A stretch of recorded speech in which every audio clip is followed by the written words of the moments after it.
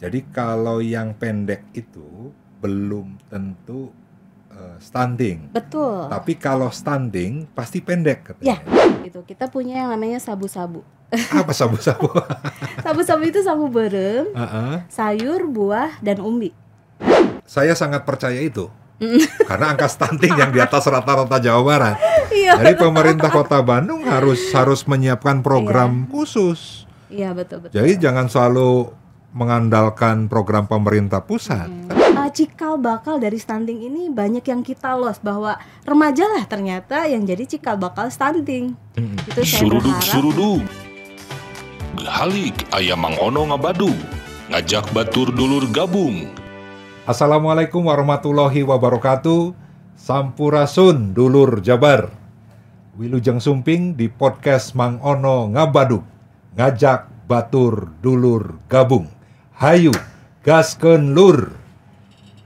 Indonesia akan mendapatkan puncak bonus demografi pada tahun 2030. Apa itu bonus demografi? Yaitu potensi pertumbuhan ekonomi yang tercipta akibat perubahan struktur umur,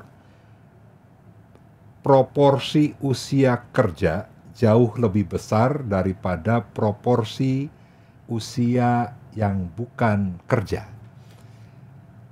Tapi ada juga pendapat bahwa bonus demografi di Indonesia ini akan mendapatkan ancaman karena ada data mulai 2017 bonus demografi akan terancam karena angka stunting yang terus meningkat. Nah, sehingga kawan-kawan sekalian, wargi Jawa Barat, podcast kali ini kita angkat tema stunting. Apa itu stunting? Sudah hadir di tengah-tengah kita seorang penggiat aktivis, ketua RW di Kelurahan Taman Sari, Kota Bandung. Beliau juga adalah ketua Kampung KB Kelurahan Taman Sari. Teh Nina Fitriana. Ya, assalamualaikum warahmatullahi wabarakatuh. Sampurasun wargi Jabar. Rampes. Wilujeng Sumping Teh Nina. Ya, hatur nuhun maono. Damang. Alhamdulillah.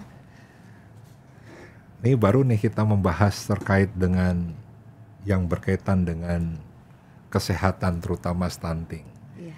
Karena stunting ini kan banyak dibicarakan juga. Iya. Ya, oleh pemerintah, oleh masyarakat. Dan masih banyak Teh Nina yang belum tahu nih, khususnya ibu-ibu. Iya. Stunting itu apa? Nah, silakan Teh Nina jelaskan dulu apa tuh stunting. Ya, bismillahirrahmanirrahim. Wargi Jabar, saya sebagai penggiat sosial, jadi mungkin punya versi bahasa tersendiri yang mungkin bahasanya tidak bahasa klinis kedokteran ya, tapi versi Berarti saya bahasa rahayat. ya, leres pisan. Kumargi Abi Rahayat, jadi bahasanya bahasa rakyat atau yang lebih lebih fenomenalnya sebut bahasa emak-emak gitu ya. Yeah. Jadi stunting ini orang banyak yang nanya, ini cebol itu masuk stunting nggak ya gitu ya. Menurut penjelasan dari pemerintah yang disampaikan kepada kita, bahwa stunting ini sebenarnya kondisi di mana seorang balita itu dia tidak mendapatkan tumbuh dan kembang dengan baik. Jadi tingginya itu di bawah rata-rata umurnya, tapi bukan hanya tingginya saja, karena ada yang tinggi tapi ternyata dia cerdas gitu. Nah, stunting ini juga ternyata perkembangan si anak itu nggak bagus. Jadi cara berpikirnya agak lambat dan Berarti dari fisik juga terlihat. Iya. Dan mungkin dari perkembangan otaknya juga akan terlihat. Iya, betul. Nah, saya kan mendapatkan bahasa yang gampang nih, misalnya. Benar gak nih Teh Nina nih? Jadi kalau yang pendek itu belum tentu stunting. Betul. Tapi kalau stunting pasti pendek katanya. Ya, Gitu betul, ya? betul Bang Ono, betul banget. Oke, nah itu cara mengukurnya bagaimana? Nah, sementara ini kita ada yang namanya posyandu. Jadi kebetulan saya adalah ketua kampung KB untuk data kondisi balita, remaja, lansia di Taman Sari ini kita ada yang namanya posyandu. Tapi posyandu itu ternyata bukan untuk hanya ibu-ibu juga ya, atau untuk anak-anak bukan. Tapi di posyandu ini pos pelayanan terpadu yang diselenggarakan oleh masyarakat, dari masyarakat dan untuk masyarakat di bawah pembinaan dari puskesmas setempat. Nah, di sini ada remaja, ada anak, ada ibu-ibu dan ada lansia gitu. Nah, disitulah dilakukan penimbangan, Mas Ono. Oh gitu ya. Jadi Ya, cara penimbangan mengukurnya dan salah satunya pengukuran. penimbangan. Tapi sebelum lanjut, kita ada data nih, tolong ditampilkan. Oke. Jadi di Jawa Barat ini saya mempunyai data ya.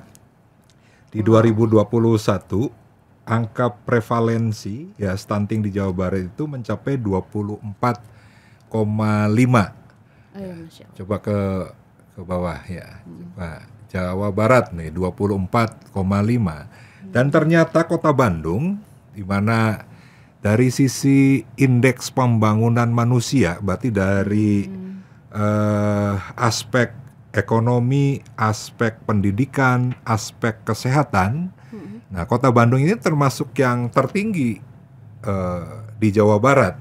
Tapi saya heran juga nih Tanina, ternyata di Kota Bandung angka prevalensi stuntingnya itu di atas rata-rata Jawa Barat. Nah, coba ke bawah. Kota Bandung. Terus Ya. mana Kota Bandung mana? Kota Bandung tuh 26,4%. Ya. Nah, berarti kan seperempat lebih. Ya menurut data nih, seperempat lebih balita yang bayi di bawah 5 tahun itu termasuk stunting. Ya, betul. Ya kan? Nah, dengan data ini berarti kan saya mempunyai sebuah analisa ya pada saat di sebuah perkotaan dengan IPM yang cukup tinggi, belum tentu juga angka stunting itu rendah. Betul, betul, betul. Nah, sehingga mungkin ini secara detail ya terkait dengan angka stunting di Taman Sari sendiri sebenarnya gimana? Nah, kalau di Taman Sari sendiri kebetulan pada bulan Juli itu, jadi sekarang masih belum dilihat kembali nih. Dari bulan Juli kemarin kita di Taman Sari ternyata terdapat 58 balita 58 balita. terindikasi. Oke. Tapi ini masih harus diperiksa lebih lanjut karena dilihatnya hanya dari tumbuh kembangnya yang kayaknya bulan lalu dia tingginya segini, sekarang tingginya segini. Ini juga jadi problem persoalan pengumpulan data. Saya nggak tahu nih data ini apa dari rumah sakit yang sudah terindikasi dia sudah stunting apa belum gitu. Sementara untuk menentukan dia stunting apa enggak dibutuhkan waktu yang lama untuk bisa mengetahui dia tuh stunting atau hanya ada penyakit lain bawaannya gitu. Oke. Tapi data tadi itu kalau tidak salah dari Kementerian Kesehatan melalui survei gizi ya kalau nggak salah. Ya, dari Kementerian Kesehatan. Nah, tadi tuh cara menemukan balita selain metode penimbangan badan dengan cara apa lagi? Jadi kalau Kan gini, ada yang genetik kan? ya, betul. Ada yang genetik misalnya orang tuanya berpostur memang tidak tinggi gitu kan. Iya, betul. Terus turun ke anaknya. Nah, seperti apa tuh kira-kira selain ditimbang? Ya, gini Bang Ono, di kita kebetulan ada satu balita di suatu RW di Taman Sari yang memang terindikasi bahwa dia itu stunting. Jadi kita mengadakan pendekatan khusus kepada orang tuanya. Kemudian kita relate juga dengan dokter di Rumah Sakit Hasan Sadikin juga relate dengan Unisba. Dalam hal ini kita melakukan metode kolaborasi dengan pihak luar. Jadi tidak bisa serta-merta orang seperti saya yang hanya kader misalnya menentukan itu stunting atau tidak. Berarti Jadi, harus dicek lebih lanjut oleh tenaga kesehatan. Betul, Ya. betul. Ada ini nggak semacam misalnya kalau perkembangan otak misalnya di tes IQ-nya, apanya ada nggak seperti itu? Oke, nah ini sangat penting sekali karena dulu untuk tes tumbuh kembang anak kita harus datang ke psikolog atau psikiater Kemudian kita tes anak kita, kira-kira anak kita tumbuh kembangnya bagus apa enggak gitu ya. Nah, BKKBN ini punya program yang namanya itu Bina Keluarga Balita. Kemudian relate karena terintegrasi dengan Posyandu. Kemudian nanti di sana dia dites anak itu tumbuh kembang anaknya seperti apa, tapi dengan indikator yang sudah ada. Ya, itu yang jarang dipunyain oleh RW lainnya, karena itu sebenarnya program udah lama, tapi juga banyak kader yang memang belum mengerti. Kalau saya alhamdulillah udah coba gitu ya. Jadi kita sedini mungkin sudah tahu, oh ini anak ada gangguan apa. Nanti di situ ada semacam seperti kartu KMS Posyandu. Nanti di situ usia anak ibu berapa, udah bisa pegang bola belum, udah bisa lompat belum. Nah itu dari awalnya seperti itu. Nah berarti yang seperti Teh Nina ini kan banyak kan harusnya ya? Harusnya banyak. Jadi saya juga kan mendengar ada relawan ya, ada volunteer terkait dengan stunting yang itu berasal dari ada bidan. Terus ada kader Posyandu, ya ada kader KB, ya terus ada dokter ya. Iya, betul. Ada dokter kan. Nah, terus yang kader ini kan tersebar kalau di Jawa Barat hampir di seluruh kabupaten kota. Dan itu kan dilakukan semacam pelatihan gitu ya? Iya sih ya, seharusnya seperti itu, tapi justru di lapangan juga agak terkendala ya. Cuman alhamdulillah kalau saya saat itu justru kadernya yang aktif. Karena kita tahu manfaatnya, maka kita kejar programnya sejauh mana sampai keluar itu KKA gitu. Karena nggak semua punya KKA. Oh gitu. Harus aktif kita. Iya, berarti gini, stunting ya, berarti kan sebenarnya bisa dilakukan pencegahan. Betul. Nah kira-kira dari sisi pencegahan program apa yang sudah dimiliki oleh pemerintah saat ini dan sudah berjalan? Ya sebetulnya salah satu program yang sekarang diluncurkan oleh BKKBN adalah program Kampung KB. Nah program Kampung KB ini kalau dulu kan memang fokus ke keluarga berencana, kemudian diganti lagi menjadi keluarga berkualitas. Karena sekarang leading sektor utama dari Zero Stunting ini adalah BKKBN, maka untuk Kampung KB ini misi visinya jadi harus atasi stunting gitu. Jadi untuk tindakan preventifnya salah satunya adalah memberikan edukasi tidak hanya kepada ibu, tidak hanya kepada balita. Termasuk ke ini kan calon pengantin kan? Iya, remaja putri dan calon pengantin juga. Dan ada genre generasi berencana. Iya, betul. Yang katanya betul. Idealnya itu kalau laki-laki umur 25 tahun, perempuannya umur 21 tahun. Iya, betul. Itu kan? Betul. Iya. Dan menurut medis di usia seperti itu organ reproduksinya sudah benar-benar siap gitu ya. Betul. Nah, apakah di Kampung KB di Taman Sari juga melakukan edukasi kepada kaum milenial, zilenial kita? Iya, betul. Salah satu di antaranya program kita adalah petasan. Iya, petasan. Apa tuh pengantin petasan? Taman Sari atasi stunting dan anti narkoba. Gitu. Itu sesuai dengan berbagai persoalan sosial yang terjadi di Taman Sari. Salah satunya soal narkoba ternyata di kita sangat tinggi gitu. Bukan hanya narkoba, katanya merokok juga tuh. Iya. Ya kan? Iya. Merokok itu akan menjadikan kualitas sperma laki-laki itu betul. Rendah ya kualitasnya ya. Iya, betul. Makanya itu cek mengenai dia catin untuk dia ini beresiko atau tidak, salah satunya adalah dia merokok atau tidak. Nah, jadi ada satu aplikasi di kita itu namanya LC-Mil di BKKBN.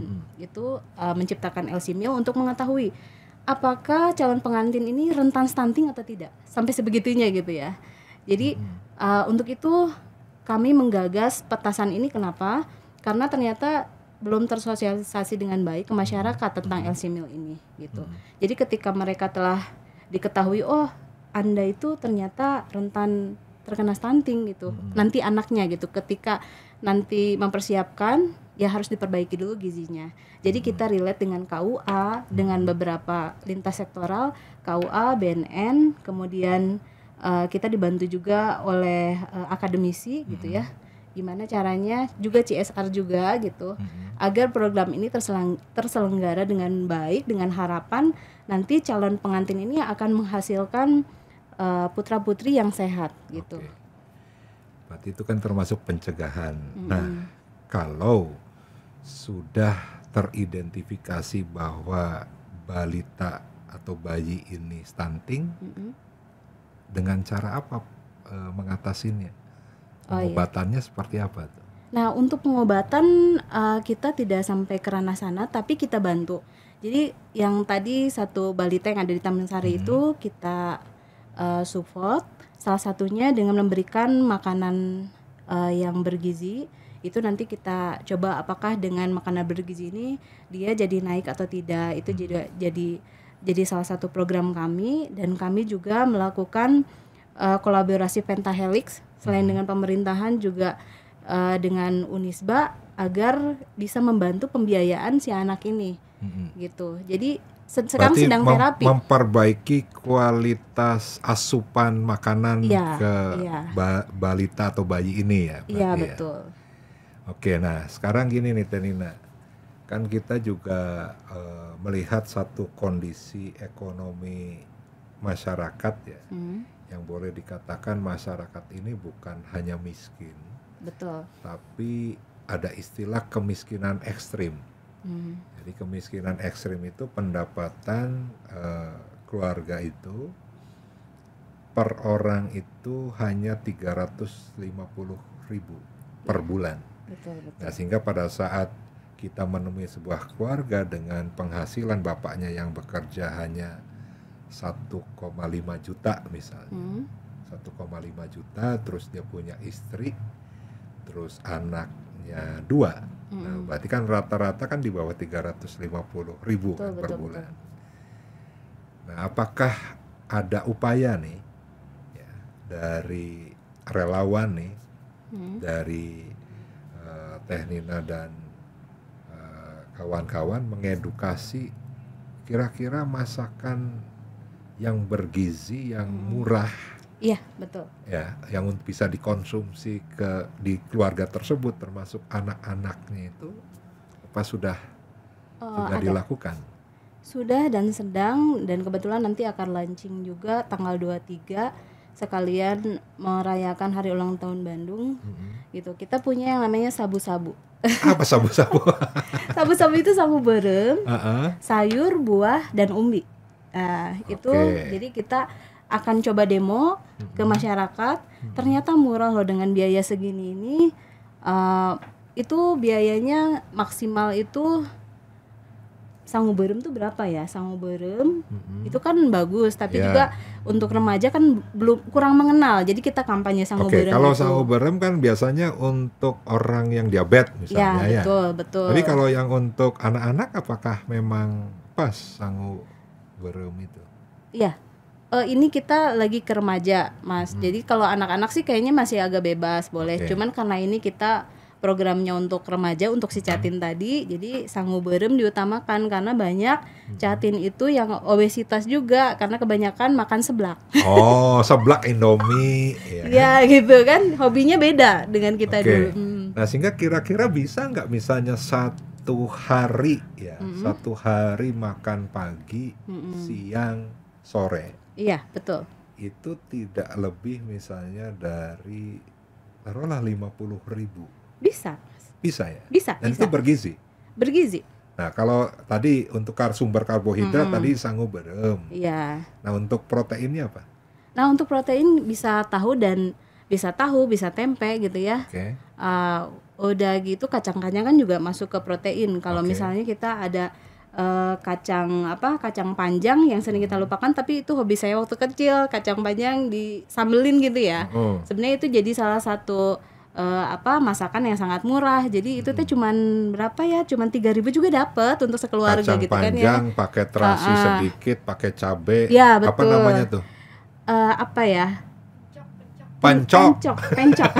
Pencok. Pencok Pencok kacang kacang panjang. gitu. Gitu. Nah, kayak gitu simple banget tapi Oke. mengandung gizi yang tinggi. Tapi yang menarik kalau di kita lagi program buruan saya nih, sebenarnya program Kota Bandung sih, tapi ketika saya dan teman-teman RW Setaman Sari berupaya ada buruan saya di RW kita masing-masing. Jadi sehingga ketika ada yang kelaparan, kita bisa kasih apa yang kita tanam buat mereka gitu, buat Oke. Berarti kan selain menghadirkan masakan yang murah bergizi, ya, tentunya kan kita pun kan berharap bahwa sumber makanan ini yang mudah didapat, kan? Mudah didapat dan kalau bisa nanam sendiri sih Nah, sebenarnya. berarti gitu. itu kan bisa masuk pada program pemanfaatan pekarangan rumah. Iya betul, sedang kita galakan juga. Taman Sari sudah? Sudah. Dengan sistem apa? Kan ada hidroponik misalnya ya. Iya. Terus kalau tidak hidroponik, ya memanfaatkan apa namanya? Polybag ya. Iya. Polybag kita tuh. Terus bekas botol aqua, Iya. ya botol minuman, itu sudah ada ya. Kita sih pernah mencoba itu Karang Taruna tapi juga gagal, kayaknya kita butuh kembali dilatih. Jadi selama ini kita manfaatkan lahan sekecil apapun yang ada di rumah, misal pot-pot aja gitu, bekas aqua juga. Saya lihat di warga itu ada yang pakai ember bekas cat ya, ember bekas cat. Seperti itu kemudian ditanam, kemudian untuk tingkat RW-nya masing-masing sih punya sih. Kita punya buruan saya di RW, cuman sayurnya juga yang mudah itu seperti pakcoy sudah berhasil ditanam, kita udah beberapa kali panen. Kemudian ikan yang tahan ternyata di wilayah saya itu bukan lele tapi malah nila. Nila pokoknya tahan di mana saja itu. Kalau nila. Oh gitu ya. Iya. Oh, jadi iya, nila iya. itu salah satu jenis ikan yang mudah untuk dibudidayakan. Nah iya betul banget. Apalagi misalnya dengan sistem bioflok tuh. Nah kalau selama ini program dari pemerintah Kota Bandung apa terkait dengan penanganan Namanya buruan stunting? saya. Oh untuk anak stunting itu kita masih program turunan dari BKKBN melalui Kampung KB. Oke. Dan Kampung KB terintegrasi dengan Posyandu. Oke. Gitu, Tapi kan masih ada itu. dinas KB-nya kan? Ada. Dinas KB-nya apa yang secara spesifik yang dipunyai oleh Kota Bandung, program yang di luar dari pemerintah pusat? Nah kalau pemerintah itu sih kayaknya belum ya, masih turunan Mas. Saya sangat percaya itu. Karena angka stunting yang di atas rata-rata Jawa Barat. Iya. Jadi pemerintah Kota Bandung harus menyiapkan program khusus. Iya betul. Jadi jangan selalu mengandalkan program pemerintah pusat. Kan pemerintah pusat ngurusin 500 sekian kabupaten kota. Nah, sehingga ya mungkin nih untuk wali Kota Bandung nih ini harus disuarakan ke Kang Yana ya kan, dengan angka yang tinggi seperti ini kan aneh. Ya kan, masa kalah sama Tasikmalaya dengan IPM Tasikmalaya yang rendah, tapi angka stuntingnya lebih rendah dari Kota Bandung. Iya, betul. Ya, harus didorong tuh oleh teman-teman tuh. Iya, siap Mang. Iyalah. Garda terdepan ya. Bener, garda terdepan. Jadi target bersama nih seharusnya. Nah, kalau kan ada saya lihat misalnya penanganan stunting terintegrasi juga dengan beberapa program ya. Betul. Misalnya di bawah PKK misalnya. Iya. Ada PKK, biasanya ada PKK, terus ada genre, ya kan? Ini apakah sudah berjalan dengan baik di Kota Bandung? Nah, saya sendiri kalau indikator keberhasilannya dari Kampung KB di Bandung baru ada 16. Oke. Iya. Kalau di tingkat PKK-nya, kalau di saya sendiri ya, saya belum tahu juga emang kalau se-Bandung itu segimana ya. Kalau di saya sendiri sudah ada beberapa inovasi yang namanya Cikalas Ciri Cinta Kabalita Taman Sari, kemudian Cikalas yang kita buat ini turunan dari dasar masih dalam pemberian makanan aja sih. Dan itu Pemberian rutin makanan. dilakukan.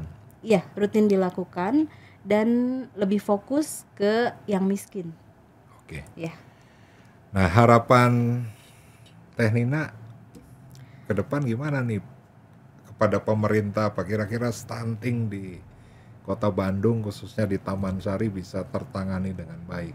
Nah, ini harapan saya sekali, mudah-mudahan nanti bisa didorong oleh Mang Ono yang sekaligus juga mewakili kami sebagai rakyat gitu Siap. ya. Jadi justru cikal bakal dari stunting ini banyak yang kita lost, bahwa remaja lah ternyata yang jadi cikal bakal stunting. Itu saya berharap mungkin ada satu program yang nantinya bisa menjadikan anak muda ini jadi duta stunting gitu ya. Oke.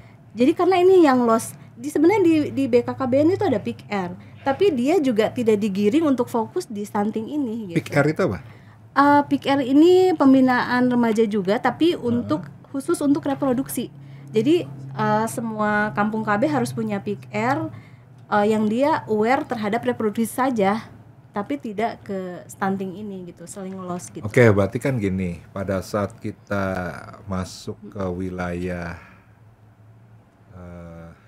anak muda nih, bicara zilenial, milenial, ya mungkin kacamata saya dan mungkin kebanyakan teman-teman juga kan bicara anak muda, pasti fokus kita ke e-sport, ke olahraga, Betul.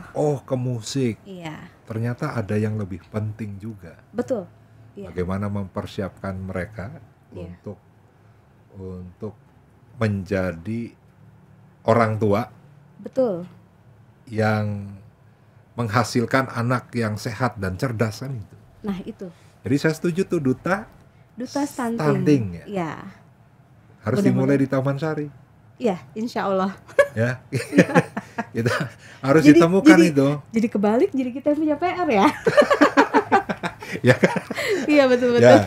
Tapi di sisi lain kan kita harus dorong juga Pemkotnya. Iya, betul. Pemkot dan Pemprov ya.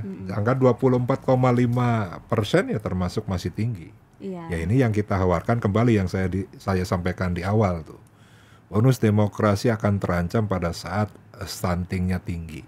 Betul. Jadi bukan malahan menjadi peluang, tapi menjadi hambatan. Nah, itu. Ya kan? Pada saat orang tidak bisa berkompetisi ya dalam pekerjaan, dalam pendidikan, ya pada akhirnya akan menghasilkan pengangguran. Sehingga pertumbuhan ekonominya tidak baik kan gitu. Nah, sehingga ya mumpung masih ada waktu nih, kalau 2030 masih ada 7 tahun, ya paling tidak kita mempersiapkan segala sesuatunya bagaimana stunting bisa dicegah, Teh Nina. Betul. Dan saat ini Teh Nina, ya khususnya Mang Ono dan kawan-kawan nih ya, sedang mempersiapkan sebuah lomba. Wow, lomba apa tuh, Mang Ono? Lomba memasak. Wow, ini bisa relate juga ya Iya. sama stunting ya. Nah, jadi kita ini akan kasus ada stunting. lomba. Jadi yang pertama olahan masakan non beras. Oh iya. Kenapa non beras? Karena kita ingin memberikan alternatif makanan ya, terutama sumber karbohidrat yang tidak hanya nasi. Nasi, iya. Dan saat ini kan ada kecenderungan orang tidak mengurangi konsumsi beras, Betul. beralih ke mie, Iya. ya kan? Iya. Kebanyakan remaja. Dengan angka konsumsi mie yang setiap tahun ini meningkat. Jadi kalau dulu mie itu dimakan oleh mahasiswa yang ngekos, Iya. ya kan? Karena terpaksa itu Nah, ya dulu tuh. Ternyata sekarang anak-anak juga yang balita, karena tadi dari sisi ekonomi, ya, dari sisi mengolah dengan simpel lah, ya udah aja dikasih mie. Paling kalau ada rezeki lebih dikasih telur kan gitu. Iya. Nah, sehingga masakan non beras itu menjadi alternatif. Ya tidak melulu ke nasi dan mudah-mudahan tidak bergeser ke mie. Kalau mie ini juga kan bukan sumber pangan asli Indonesia. Jadi bahan baku mie kan dari gandum. Iya. Gandum nggak bisa ditanam di Indonesia, jadi kita impor. dan import kita setiap tahun meningkat. Nah, itu salah satu yang dilombakan. Nah, yang kedua, ternyata ketua umum saya nih, ketua umum PDI Perjuangan Ibu Hajah Megawati Soekarno Putri, dengan wakil wali kota Semarang, Mbak Ita, itu telah menulis buku resep masakan khusus baduta, bawah umur 2 tahun dan ibu hamil. Wow, luar biasa. Nah, sehingga itu pun akan kita lombakan. Ya. Jadi akan kita lombakan secara serentak di tanggal 18 September di 27 kabupaten kota. Ya, luar biasa sekali, benar-benar lancar Mang Ono. Amin. Nah, pemenang dari tingkat kabupaten kota, pemenang 1, 2, dan 3-nya, kita akan lombakan di tingkat provinsi Jawa Barat. Nah, sehingga kita berharap dari lomba-lomba itu akan mendapatkan sebuah resep makanan berbasis pangan lokal yang sehat, bergizi, dan juga bisa menangani stunting. Iya, luar biasa ya. Nah, sehingga ya mohon doanya, Nina. Jadi kalau kita nanti sudah lomba, kita akan susun sebuah buku resep kekhasan Jawa Barat gitu kan, menu-menu yang nanti bisa juga membantu nih relawan-relawan seperti Nina untuk mensosialisasikan ke masyarakat. Iya, betul. Ya, dan memang salah satunya yang tidak pernah terfikirkan oleh kita, ada sebuah jenis tanaman yang cukup mengandung protein, terus ada kandungan vitamin yang cukup gitu kan. Seperti misalnya daun kelor. Oh, iya ya. Jadi daun kelor itu sekarang ekstraknya sudah dibentuk sebuah serbuk, dan itu bisa untuk meningkatkan gizi bagi anak. Dan itu bisa dicampur ke puding, ke roti, kemana-mana. Bisa bikin bubur susu gitu. Betul. Untuk Nah, dan satu lagi misalnya, teman-teman ada anak-anak muda yang bergerak di bidang perikanan, dia memproduksi sebuah tepung ikan dengan kandungan protein yang sangat tinggi, dan itu 90% lebih itu bisa diserap oleh tubuh dan itu gampang dicampurkan. Jadi teman-teman namanya Berikan Protein Inisiatif, dan itu pabriknya di Indramayu. Nah, sehingga sebenarnya ada beberapa langkah-langkah ataupun alternatif makanan yang bisa cepat untuk menangani stunting, dan ini belum banyak orang tahu juga. Iya, betul. Termasuk saya belum tahu. Nah, sehingga ya insya Allah nanti pada lomba di tingkat provinsi kita akan hadirkan juga, kita akan undang juga BKKBN untuk mereka juga kita kasih booth untuk mensosialisasikan penanganan stunting. Lalu kita juga akan undang juga teman-teman yang memproduksi daun kelor dalam sudah bentuk kapsul, serbuk, dan juga kita hadirkan juga yang memproduksi tepung ikan dari kawan-kawan Berikan Protein Inisiatif. Ya, mudah-mudahan nih Bandung, Nina bisa menggerakkan tuh ibu-ibu untuk datang. Insya Allah. Jadi insya Allah di tanggal 2 Oktober ya, hari Minggu tuh.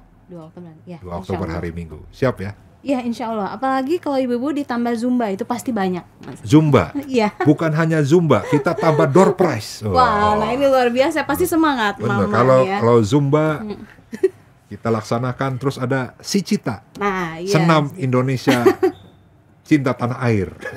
Ya. Kalau buat mama itu healing, Mang Ono. Jadi pasti senang datang. Ada Sicita, ada Zumba, terus ada makanan, ada door prize, luar biasa. Dan kita kemungkinan akan ada kegiatan setelah lomba masak itu, kita akan makan bersama dengan rakyat yang hadir di sana. Oh iya. Ya, jadi tugas Nina selain tugas utamanya, ya nanti dimohon kehadirannya dengan ibu-ibu. Iya, insya Allah. Di acara nanti. Iya. Terima kasih, hatur nuhun. Iya, sami-sami Mang Ono. Dan mungkin sebelum ditutup, ada harapan kepada siapapun terkait dengan penanganan stunting. Iya. Mangga. Iya, baik.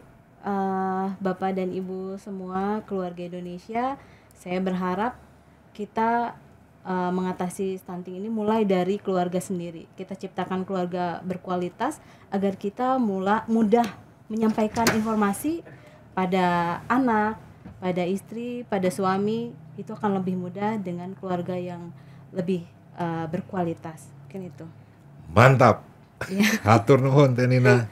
Sami-sami mangono hatur nuhun tos diulem di dieu. Sami-sami hatur biasa bertemu nuhun. kembali. Jangan bosan nanti kalau diundang kembali. Insya Allah enggak. Apalagi kalau nanti ada dorongan untuk regulasi ya. Siap.